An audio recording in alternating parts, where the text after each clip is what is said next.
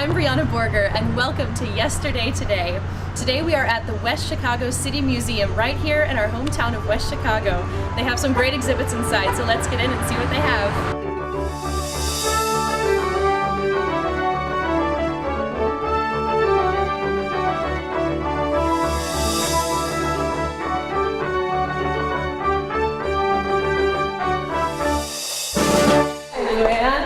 Welcome to the West Chicago City Museum. Thank you so much. Thank you so much for having us. That's great. Now you're the curator here at the museum. I'm the director. Oh, you're the director. I'm the director. Right. And I have a staff that consists of a curator, a registrar, and an education coordinator. So wonderful. I want to welcome you here. We're here downtown West Chicago. We're in the old part of town. This is the Turner Junction Historic District.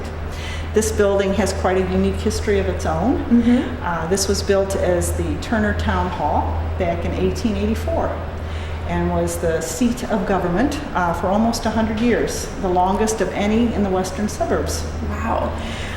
Then in 1975, city government moved and they decided to create a museum because they had this building. So we are a department of the city. Okay. Unlike many small local history museums that are private not-for-profits, we are not. We are a department of the city, just like police and public works and all those things. So we get the buildings owned by the city and we get public support from the city. That's wonderful. Yes, it is. It is very wonderful. And so it helps us a lot in doing programming and so forth because we have the means to get the message out to people and that they know that we're here.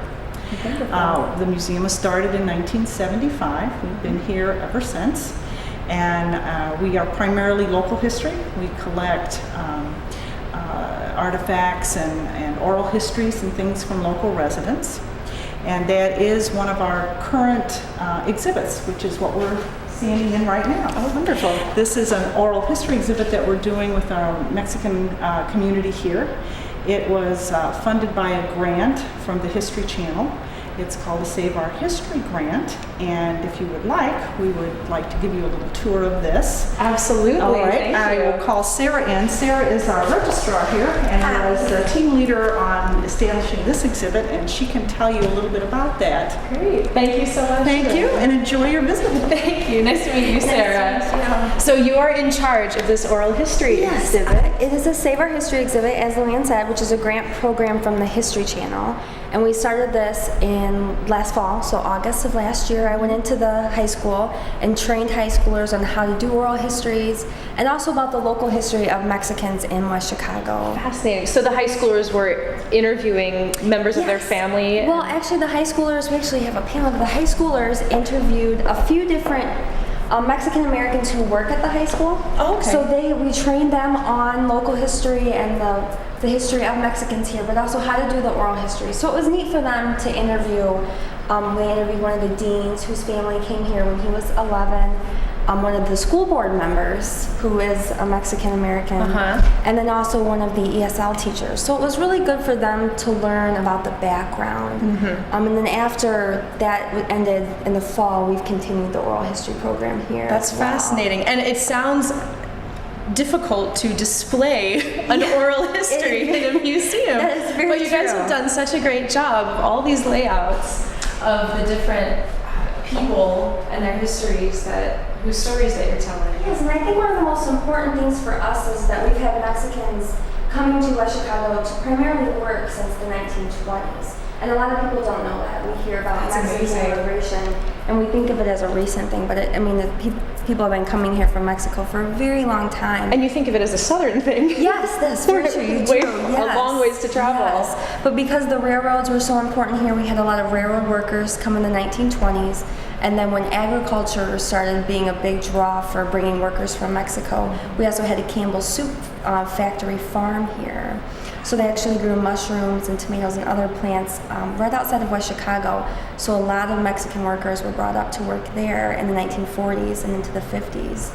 So we really had a strong foundation of Mexican Americans here that has just continued our immigration and our Mexican population to now we're almost 50% of West Chicago is of Mexican descent.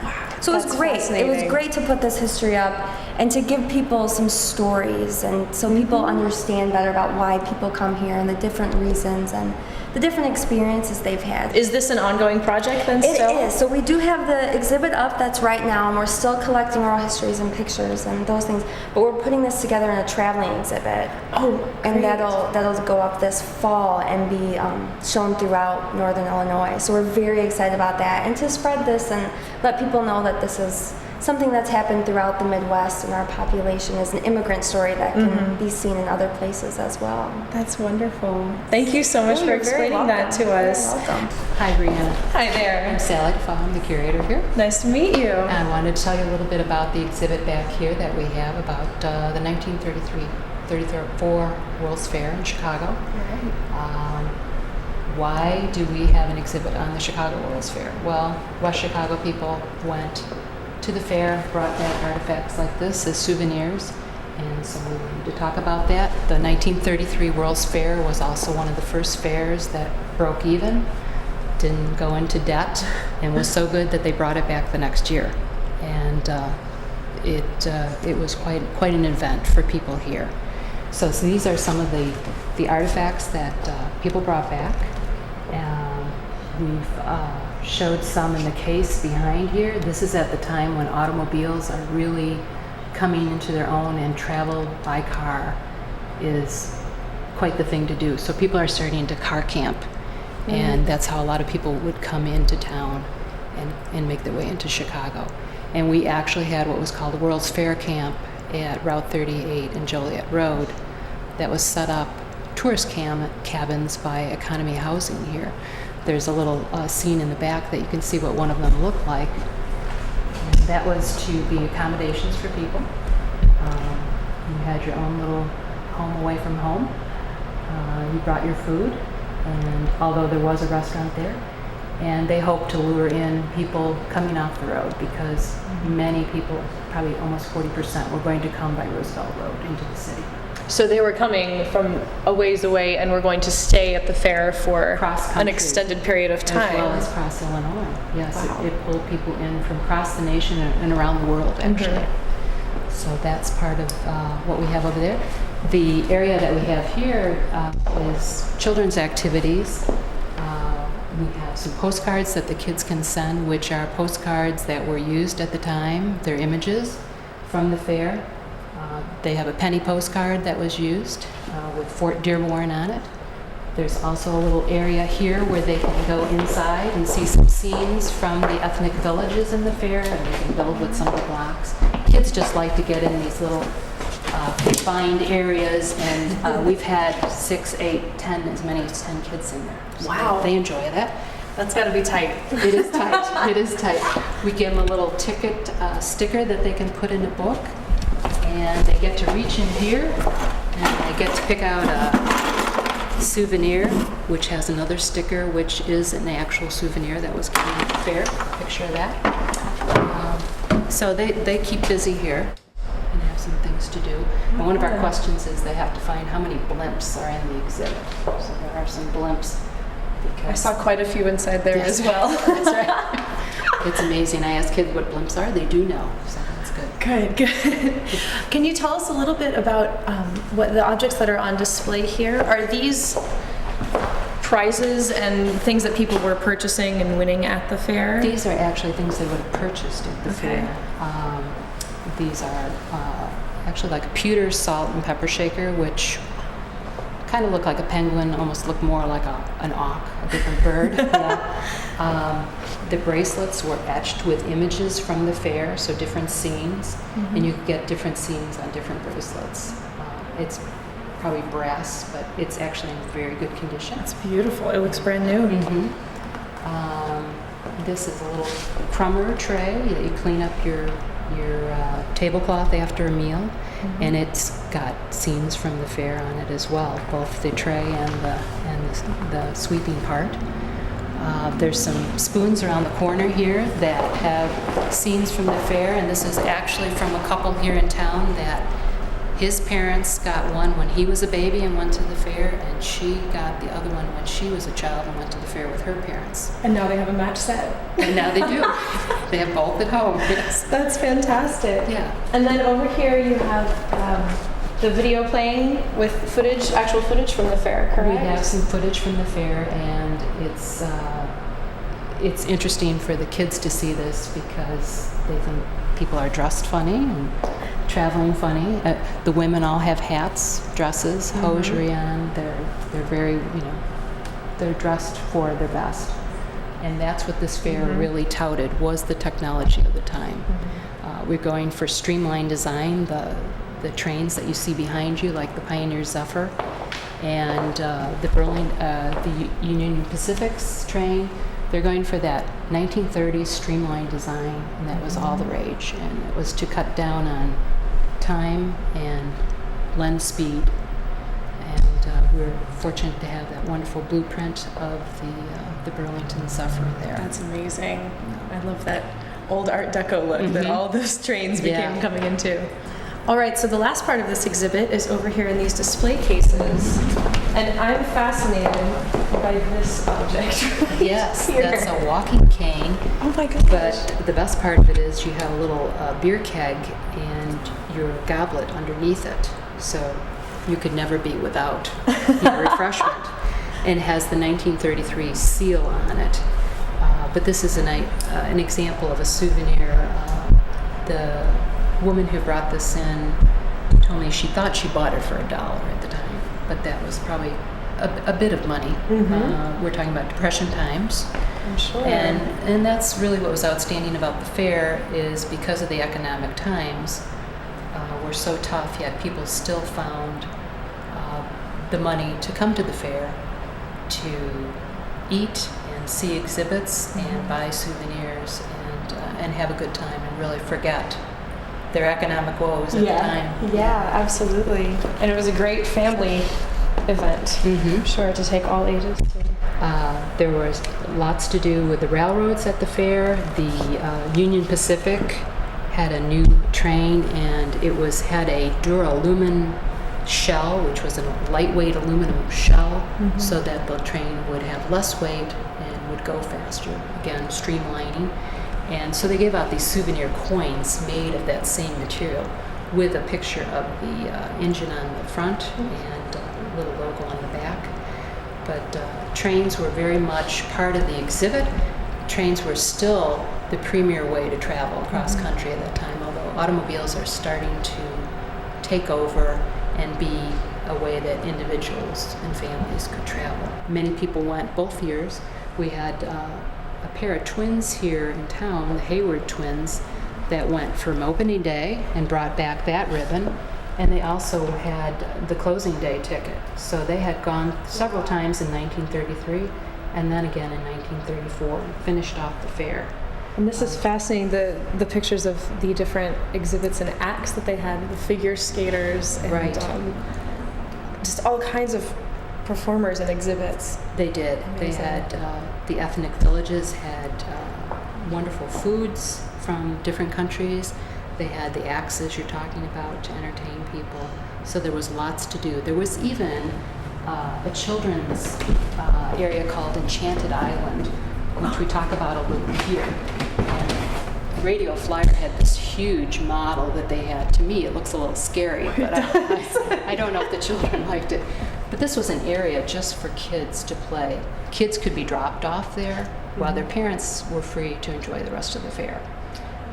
Or parents could go there as well. And there were rides, there were theaters, plays for them to see. So lots of entertainment. Our area Boy Scout troop went and visited the fair and also marched in the parade of Boy Scouts from all over the United States, and they were actually one of the leading units. So that was. How often do you rotate the items that are out here? An exhibit like this is going to be out about 6 months. There's an exhibit upstairs that we have that'll probably be out a year and a half. It's got a little more long-standing appeal, so we leave that up. The oral history exhibit that you saw will come down in September, and we'll have a new exhibit. So we try to change things, new ideas, new subjects, and we set out a schedule ahead of time. Nice. So you can keep it fresh so people keep coming Right, back. It's right. different every time you visit. Right. We do have people that come back and they say, oh, where's such and such that I saw? We say, well, that's away. That doesn't mean the materials aren't here anymore. They're away in storage. A large part of running a museum is all behind the scenes. What you see is just a tiny fraction of That's what right. you all do here. It's the proverbial tip of the iceberg. Yes. So I would love to learn about what it is that you all do here working at the museum for your preservation and record keeping and all of that. Okay. We'll look at the quilt upstairs, and then we can talk a little bit about what goes into taking care of something from the time it comes in as a donation. Wonderful. Okay? All right, so here we have the quilt you were talking about. Yes, this is a recent donation of a quilt that was made in 1955. It's a patchwork quilt, and it has the signatures of ladies who worked at the pickle factory here in town in 1955, and they all have different quilt blocks around their names. And this has value to us, not only as a textile, as a quilt, but it gives us history of some of the women that were working there at the time, the fact that they got together and made this quilt. And the pickle factory was a place where just about everybody here in town worked at some time as a teenager or a young person. It was one of the jobs they had. The pickle factory started in 1922 and went up into the 50s and 60s. And if you ask a lot of people here in town if they worked here, you're going to get a lot of yes answers. Yeah. So it was a key employer here in town. Now this is, obviously very delicate. You're handling it with gloves on. Right. So when you get a piece like this into the museum, how do you care for it and display it and make sure that no further damage is done to it? Okay, that's exactly what we try to do. We try to do no harm and preserve it just how it is, at least in the state that it was brought to us. This does have a lot of wear, but what we're going to do is, part of the process of taking it in is cataloging it. We're going to measure it. We may photograph it. We're going to note the names that are on here, the materials used. We're just going to try to tell the story about it. Put that down in the records, and then it's going to be placed into a box which is acid-free, wrapped in tissue. It's going to be placed in storage. It's going to be out of the light, out of the heat, and then at some point when we want to exhibit, we'll be able to take it out and it'll be in the same condition. When it's exhibited, we would place it on some sort of support so there wouldn't be any stress on the material. So it can be seen, but of course back where it's not going to be touched by anybody. And the reason we wear gloves is to keep the oils and the perspiration from our hand from getting on the materials. Now Sally was telling us about how this quilt is going to be cataloged and kept in the records, and Sarah, you take care of all that. So if you'd like to tell us about that process. Sure. I think with the evolution of any museum, record keeping kind of evolves as well. So we've been here since 1975. So we have records for anything anybody's given us since then. And slowly as the museum world kind of developed a little bit more, we've had more records for things that we've gotten later as opposed to some of the early records. We don't have as much information. But today we keep everything. So if anything came in with the quilt, any documentation, any paper, we keep all of that. We have paper files that everything's in, but then we also have an online, on the computer database as well. So everything is stored in the computer, everything from measurements to a photo, who gave it to us, any information that's on the object as well. We also have the signed donor form, of course, because when someone donates it to us, it becomes the museum's property, so we have to have record keeping for all of that. And although we are a small building and a small museum, we have about 30,000 artifacts, which is quite a few, and we're slowly inventorying those. So that's something that is part of my day to day, is going through our records and making sure that we have everything, putting it all on the computer, but keeping track of everything, because then it's much easier. What you see on display is just about 1% of what our museum has. So it's nice to make sure that we have all the records so that when we go to do another exhibit, we can just go to the database and pull up all the artifacts that we need for that exhibit, as well as if someone wants to come in and see a piece. We have a woman who's gave her quilt to the museum, and she wants her grandkids to see it so that we know where it's located based on our records. That's wonderful. Yeah, and they can come in. If people have items that they want to donate, then how do they go through that process? That's a great question. We do have a lot of people who call. Something good to do is to call and ask us if it's something we have. We do have a lot of the yearbooks or certain things from city events. But you can also stop by, and what we do is we usually look at it first to make sure that we don't have it or that it's something of interest to us, something we do collect mostly local history. So we usually take it, and if we don't want it, if it's something that isn't of interest or something that we already have, which does happen a lot, we let the person know and they can come back and pick it up. But yeah, but we do, just like the quilt that Sally talked to you about, we do take things. Cool. Now you're talking about the cataloging and you keep it all online. Now you guys have a great research facility here as well. Yes. So all of those files are accessible for people doing research as well as Yes. all of this up here. Yeah, we're actually standing in our research area right now, and we do have books and various things like that, but also our files. We do ask that people make an appointment because we do have some off-site storage where most of our research files are stored. But if people call ahead of time and let us know what they'd like to see, we can pull our files and have them available for them here. We also have the microfilm reader, which people come in and look at old newspapers and things. We also have obituary records and some cemetery records that people like to come in and look at. So, That's yes. wonderful.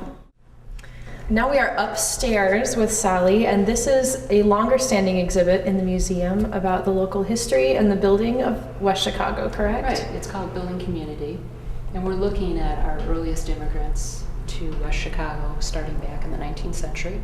We're concentrating on 4 major groups: our English and Irish who came first to work on the railroad, our German immigrants, and then later our Mexican immigrants. So each of those groups is talked about in the exhibit, and we ask some basic questions. Who are we as a community?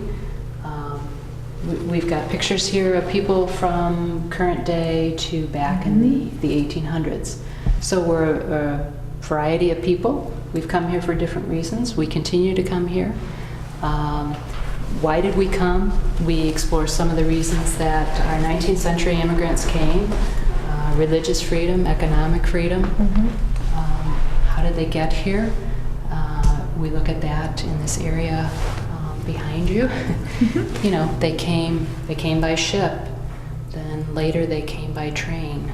They came by car. Now we come by plane. How has our transportation evolved to get people to come here?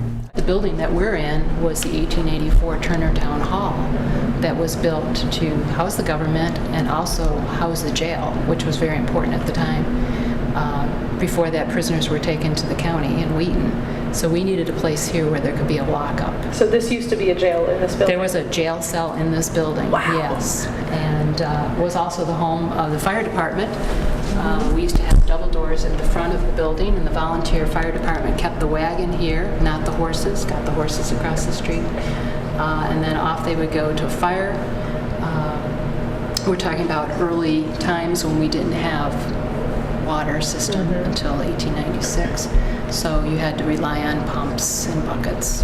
Not a good system. But, and some of our early police. We have some early badges here from that.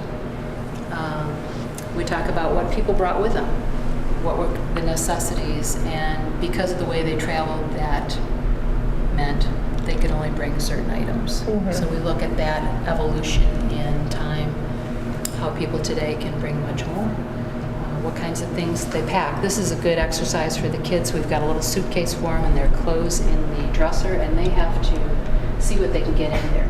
And they have to make some decisions about what they are going to bring with. Wow. We are really blessed with a wonderful photo collection. Thousands of photographs of business scenes, home scenes, organizations, you name it. People are often surprised to find when they're doing genealogy research here that we can maybe even find a picture Find quite a bit of the great-great-grandparents or the home where they lived. And that gives me a great deal of joy to be able to do that and have that resource here for them to use. And that's what we're all about. there's no use having all this if it's not here for education and for people's research. Yeah. So. And this is such a neat exhibit, and I was telling her earlier what I really love about it is you'll notice on the lower level of this entire exhibit they have children's activities. So you can walk this exhibit if you're a local with your kids and they have something interesting to do while you're perhaps reading what else is above. Yes, the parents can be reading up above, and yes, the children can be playing away. Yeah, keep great, it busy. great interaction for the whole family. Love Yes. that. And this exhibit will be up for probably the next year, but we invite people to come and see it. This gives a basic history of the community and what were some of our early immigrant groups here. Nice. So Luann, you said earlier the museum is run as part of the city. What makes that different for you guys than other museums you may go to? Well, not only do we oversee the museum, but we also do cultural services. And as part of that, we work with the Cultural Arts Commission. And the Cultural Arts Commission is very active in supporting all different types of arts activities here in the community. And we're standing in one of them. This is Gallery 200. It's just 2 doors down from the museum. This is an artists co-op, and it displays local artwork. You can become a member and be part of the gallery. We also do, the Arts Commission also does other projects around town. We have a mural in the library that's on local history that they've done. We did, first time this year, art banner project in the downtown. We selected 10 original pieces of artwork, made them into banners, and those are displayed downtown, so people can come down and see those. We're going to do it again next year, so if you missed the opportunity to be part of that, we would welcome the participation this year. So come down to Gallery 200, you can pick up an application and see the other things that our community is involved in. Of course, the museum collects local artwork. We have a nice collection of 19th century and 20th century artists from the community. So this is just a natural extension of what the museum does. And this is part of you also being proactive in the museum of collecting current art that will be historical That's years right. down the line. We collect not only yesteryear, but yesterday. So yes, we are very active in maintaining our collections and keeping them current. Now, a large part of the life of museum is the historical preservation and local support, and we are out here behind the museum for Luann to tell us about that. Another aspect of the museum department is also historic preservation, which means we also look out for the built environment. The historic buildings are as much an artifact as the quilt we looked at inside. So we have 2 historic districts in West Chicago. The downtown area is a historic district, and then we have 1 residential district. And what we try to do there is review the projects that will alter the facade, the fronts of the buildings, to make sure that it's appropriate and maintains that historic integrity of the building, so that we can keep the built environment looking historic also. And the one we're standing in front of is the CB&Q depot. And this one we're trying to restore, which brings me to the Friends of the West Chicago City Museum, which is a not-for-profit group that was created to support specific projects that the museum would like to do. And this is our current project, is the restoration of this depot. And they hold fundraisers throughout the year, and also you can become a member. Just contact the museum. We'd be happy to send you an application, and all that money goes towards the restoration of the building. We're currently trying to raise enough funds to replace the windows in this building, and then we will work on the restoration of the interior, and we hope then to have it open to the public and do a lot of the interpretation of the railroad history of this community in this building, and we can do special programming here and so forth. So we have big plans for this building. You can get a hold of the museum at 630-231-3376, and you can visit us Monday through Friday. Staff is available 8 to 4:30 Monday through Friday. The galleries are open 10:30 to 3:30 on Tuesdays through Fridays, and then 11 to 3 on Saturdays. So please come and join us again. All right. Thank you so much for having us. Bye. Bye.